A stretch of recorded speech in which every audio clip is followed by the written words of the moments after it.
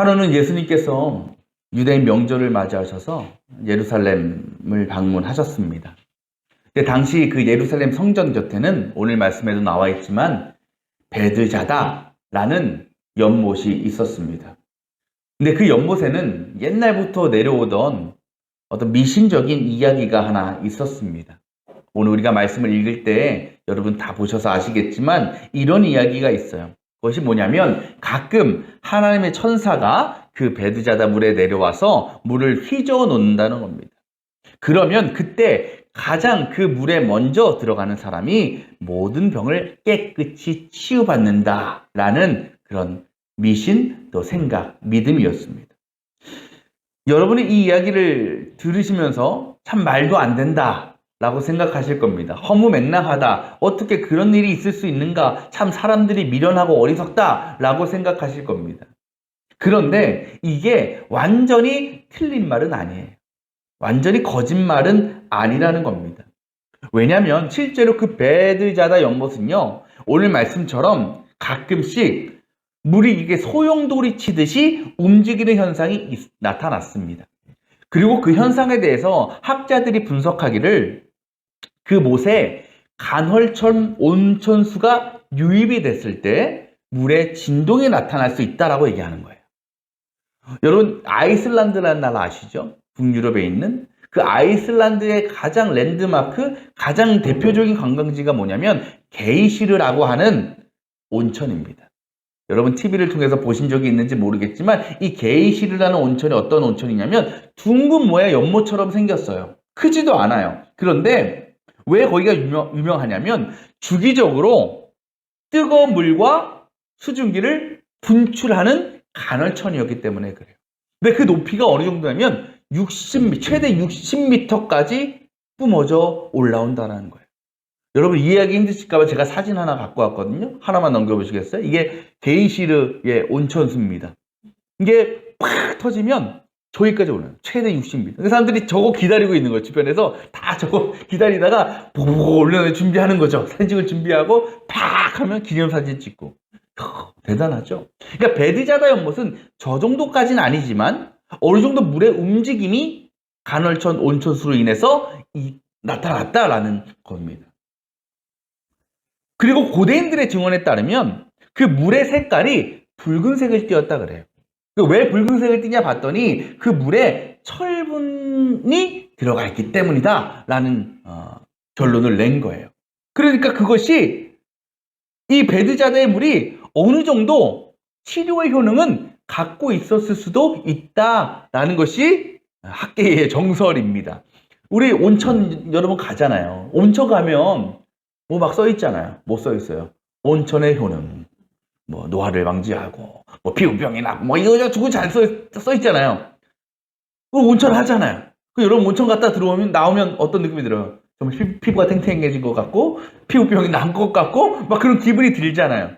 그러니까 우리가 그런 효능을 보고 온천에 들어가는 겁니다. 그게 그냥 물이면, 그냥 뜨거운 물 정도면 굳이 왜 온천을 찾아가겠어요? 그런 효능을 우리가 알고 믿기 때문에 가는 거죠. 그러니까 이들도 그런 생각이었어. 근데 그 당시에 사람들, 특히 질병에 걸리거나 가난한 사람들이 이런 뭐 과학적인 지식이 있었겠습니까? 없었죠. 그 나중에서야 밝혀진 거지. 그러니까 그들이 볼 때는 이렇게 물이 막 흔들리는 현상은 마치 오늘 말씀처럼 이거는 하나님의 천사가 막 물을 막 이렇게 해가지고 흔들어 놓는 거야 라고 믿을 수밖에 없는 거예요. 그러면 그런 물은 당연히 능력, 효염이 있을 것이고 그런 물에 들어가면 우리의 병이 나을 거라는 그들의 믿음이 생기게 됐다라는 거예요. 그것도 누가? 가장 먼저 들어가는 사람이 있었어요. 그래서 이 베드자다 연못 주변에는요, 누가 많았겠어요? 늘 환자들이 빽빽한 거예요. 환자들이. 그리고 예수님께서 오늘 그 베드자다 연못을 지나가고 계시는데 예수님의 눈에 딱 들어온 사람이 한 명 있습니다. 그 많은 사람 중에 누굽니까? 바로 38년 된 중풍병자였다는 거예요. 여러분 중풍병 다 아시죠? 우리가 요즘 이제 흔히 풍이라고 부르는 이 풍이라는 질병이 보통 이제 뇌에 혈액 공급에 문제가 생겨서 이제 나타나는 마비 증상을 가리킨다고 합니다. 근데 이 중풍병도 다 그런 증상의 정도가 다 달라요. 어떤 사람은 뭐 팔이나 뭐 한 부분이 마비된다면 심한 경우는 온몸이 정말 마비가 돼서 정말 움직일 수 없는 꼼짝달짝 못하는 그런 중풍병을 가진 사람도 있었어요. 근데 오늘 말씀에 이 38년 된 중풍병자가 바로 그런 가장 극심한 수준의 중풍병을 가진 그런 사람이었다라는 겁니다. 6절 말씀에도 기록됐지만 이 사람이 몇 년 동안? 38년 동안. 여러분 한번 38년 동안 이러한 중풍병자로 살아가는 그 삶을 한번 생각해 보세요. 상상해 보시자고요. 누구의 손길 또 도움 없이는요, 이 사람은 앉을 수도 없고 설 수도 없어요. 밥 한 번 제대로 못 먹을 거예요. 1년 365일 24시간 남의 도움이 없으면 한 발자국도 움직일 수 없어요. 아무것도 할 수 없는 사람이에요. 그저 하루 종일 뭐하고는 앉아있거나 누워있거나 얼마나 힘든, 얼마나 고통스러운 그런 인생입니까? 그것도 1, 2년도 아니고 38년 동안 그렇게 산다라는 거예요. 그럼에도 그 사람이 그래도 죽지 않고 지금까지 살아온 이유는 희망이 있기 때문에 아주 신락 같은 희망. 그것이 뭡니까? 베데스다 연못이었다. 그 사람이 언제부터 이 연못가에 나와 있는지 기록되어 있지 않아요. 잘 몰라. 하지만 적어도 수년, 길게는 10년, 20년은 매일같이 나왔을 겁니다. 그리고 그 일을 위해서 혼자 못 움직이니까 그의 가족들이나 아니면 다른 사람들이 그래 그 못 근처에 데려다 놨다가 또 해가 지면 또 데리고 집으로 돌아오는 일을 반복했을지 모릅니다. 이거는 그 사람 자신이나 그를 도와주는 사람이나 모두에게 너무나 고통스럽고 힘든 일이었어요. 그러면서 그것을 매일같이 한 이유는 뭡니까? 언젠가는 내가 저 베데스다 못에 들어가서 가장 먼저 들어가서 내 질병을 고침받는 기적을 내가 기대하고 있었기 때문 아니겠어요? 근데 여러분 사실 생각해 보세요. 그 일이 가능해요? 사실 불가능에 가깝죠. 왜? 이 사람은 절대로 스스로 움직일 수 없기 때문에. 아마 가장 그 연못과 가까운 곳에 그 사람이 처음에 있었을지 모릅니다. 물이 흔들려요. 그래도 갈 수가 없어. 눈앞에 있어도 갈 수가 없어. 왜? 움직일 수가 없으니까. 그러니까 남들이 우르르 갈 때 지켜볼 수밖에 없는 거예요. 그러니까 이 사람은 지금까지 수십 년 동안 저 베데스다 연못이 움직이는 그 현상을 수없이 지켜봤을 거예요. 하지만 그것을 지켜봤지만 수백 번 수천 번 봤지만 그 물에 가장 먼저 들어가서 치유하는 그 기적의 주인공은 자신이 결코 아니었어요. 그런 상황에서 아마 그의 마음에 이런 생각이 들었을 거예요. 야, 지금 누가 봐도 나보다 심한 병을 가진 사람이 없는데 사람들이 그런 나를 불쌍히 여겨서 물이 흔들릴 때 나를 가장 먼저 들어서 저 물에 넣어주면 얼마나 좋을까 라는 생각. 이와 같은 마음이요, 오늘 이 사람과 예수님과의 대화에서요 고스란히 드러나요. 예수님께서 6절 말씀에 그에게 이렇게 물으셔요. 너가 낫고 싶으냐? 고침받길 원하느냐? 묻고 계십니다. 여러분 같으면 이 질문에 뭐라고 대답할 것 같아요? 뭐라고 대답해야 정상입니까? 네, 주님, 낫고 싶습니다. 주님, 저를 고쳐주세요 해야 되는 거 아니에요? 낫고 싶으냐고 물어봤으면 낫고 싶다라고 대답해야 되는 거 아니에요? 근데 여러분, 이 사람의 대답이 되게 이상하죠. 뭐라고 대답해요? 이렇게 얘기해요. 주님, 물이 움직일 때마다 나를 들어서 못에다 넣어주는 사람이 없습니다. 내가 가는 동안에 남들이 나보다 먼저 그 연못에 들어갑니다. 엉뚱생뚱한 지금 대답을 하고 있는. 근데 이 사람은 예수님의 질문에 대한 정확한 대답 대신에 내가 왜 지금까지 고침을 받지 못하고 있는지 그 이유와 원인에 대해서 예수님한테 푸념하고 하소연하고 있는 거예요. 그 이유가 뭐라고요? 나를 들어서 못에 넣어주는 사람이 없다. 오늘 말씀에 이렇게 기록되어 있어요. 내가 가는 동안. 근데 사실 이것은 맞지 않아요. 왜? 스스로 이 사람은 갈 수 없기 때문에. 그죠? 그렇다면 이걸 이렇게 바꿀 수 있는 거예요. 주님, 아무도 저를 들어서 못에 넣어주지 않습니다. 혹 가끔 사람들이 나를 들어서 옮겨주려 할 때도 있는데요. 이 사람의 행동이 너무 느려서 그 나를 막 들고 옮길 시간에 다른 사람들이 먼저 그 물에 들어갑니다. 그래서 내가 이제까지 이 모양 이 꼴로 살 수밖에 없습니다라는 마음이 이 대답에 들어가 있다는 거죠. 여러분, 이 병자의 대답에서 어떤 감정이 느껴져요? 바로 다른 사람들에 대한 원망과 분노가 느껴지는 거죠. 이 병자는요, 지금까지 자신이 수없이 이 베드자다 못에 나오면서도 병을 고침받을 수 없었던 그 책임을, 원인을 누구에게 돌리고 있느냐? 나를 들어주지 않았던 사람들. 그리고 다른 사람들보다 나를 더 빨리 신속하게 옮겨주지 않았던 다른 사람들 탓으로 돌리고 있는.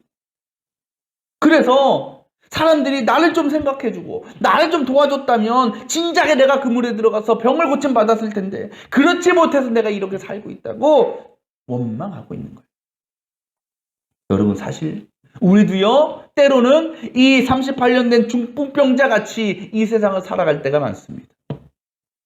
우리가 삶에서 만나는 수많은 문제와 어려움들을 만날 때에, 그래서 고통과 어려움을 당할 때 그 모든 원인과 책임을 내 주위의 환경, 내 주위의 사람들 탓으로 돌릴 때가 많다라는 거예요. 예를 들면 내가 지금 경제적으로 어렵게 사는 것이 내가 부모 잘만 만나서 이렇게 되는 것이고, 내가 시험 성적 잘 나오지 않는 것이 비싼 학원 다니지 않아서 그런 것이고, 가정이 화목하지 못한 것이 내 배우자나 내 자녀들 때문이라고 생각할 때가 있다는 거예요. 그렇게 모든 것을 남의 탓, 환경 탓, 상황 탓, 그렇게 돌리게 될 때에 우리에게서 어떤 모습이 나타나는지 아십니까? 바로 아무것도 안 한다는 거예요. 아무것도 하지 않아요. 마치 오늘 말씀에 이 베드자다 못 주변에서 그 어떤 미동도 없이 그저 누워서 다른 사람들의 손길과 도움만을 기다리면서 하염없이 그 자리에 누워있는 그 중풍병자처럼 우리도 그저 내 문제를 누가 와서 해결해 주지 않을까? 어디서 돈벼락이나 떨어지지 않을까? 생각하면서 아무것도 하지 않고 사람들과 하늘 향해서 그저 입만 벌리고 있는 그런 우리의 모습이 아닌가라는 겁니다. 오늘 주님은요, 그렇게 아무것도 하지 않고 그저 누워만 있어서 남들 탓, 환경 탓하며 불평하고 원망하고 있는 그 사람에게 이렇게 말씀하십니다. 8절 말씀에 이렇게 말씀하셔. 일어나서 내 자리를 걷어 가지고 걸어가거라. 이게 도대체 무슨 말인가? 지난 38년 동안 단 한 번도 자신의 힘으로 일어서 본 일도 걸어본 일도 없던 그에게 주님은 어떻게 이런 말씀을 하실 수 있는 것인가?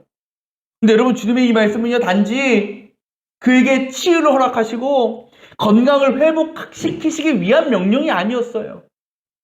그 말씀 안에는 어떤 의미가 있냐면 그 사람 자신의 인생의 주체를 다른 사람이 아니라 그 자신으로 변화시키시려는 주님의 계획이 있었다라는 겁니다. 곧 더 이상 너가 주변의 상황과 사람들만을 의지하면서 불평과 원망 가운데 누워만 있는 비참한 인생을 살아가지 말고 되든 안 되든 너의 힘으로 그 자리에 일어나 걸어보려 하고, 그래서 조금이라도 그 못에 가까이 가보려는 용기와 담대함을 가져보라고 주님은 명령하시는 거예요. 솔직히 이러한 명령은 다른 사람이 했다면 조롱거리죠. 놀리는 겁니다.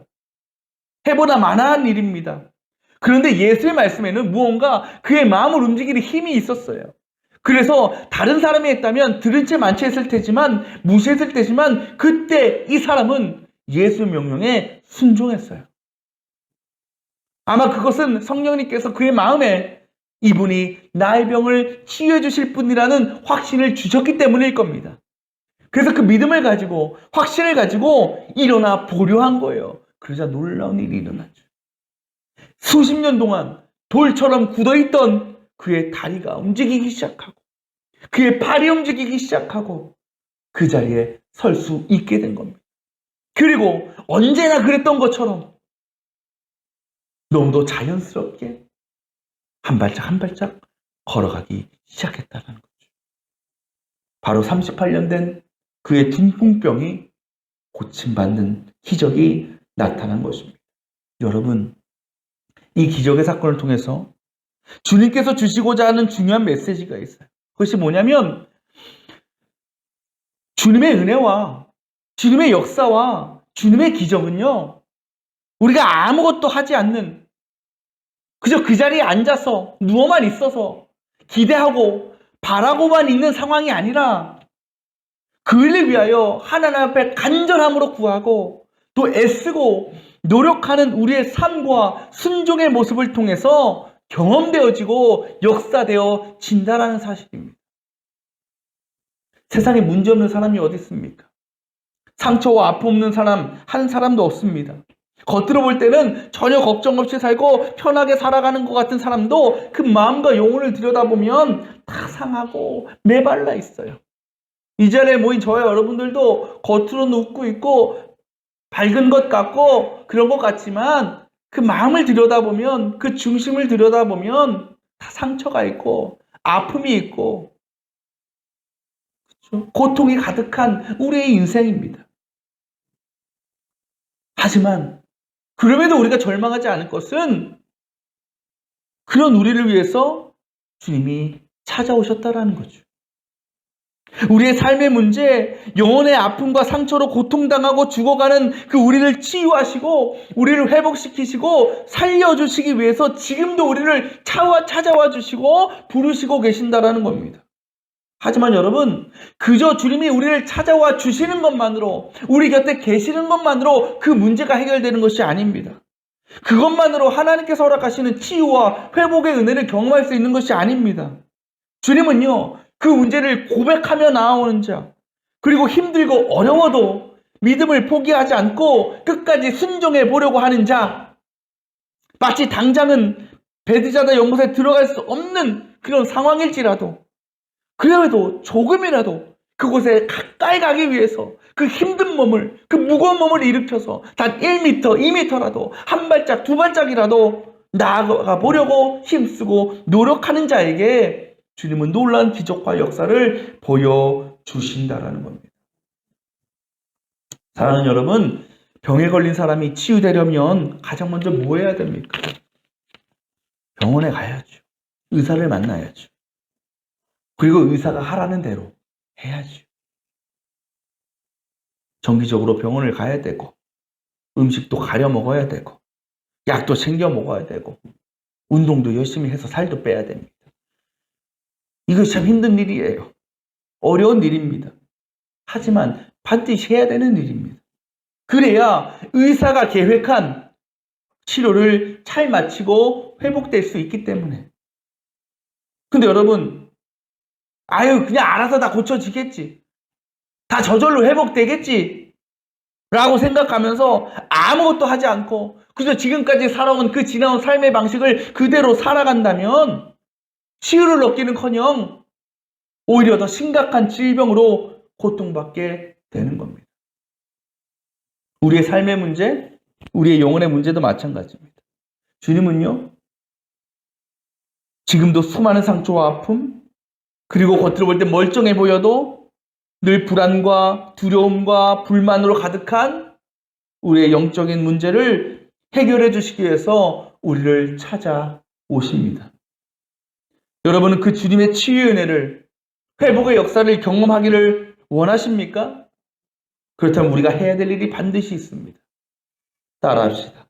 자리를 걷어서 일어나자. 당장 그 자리를 걷고 일어나야 되는 거예요.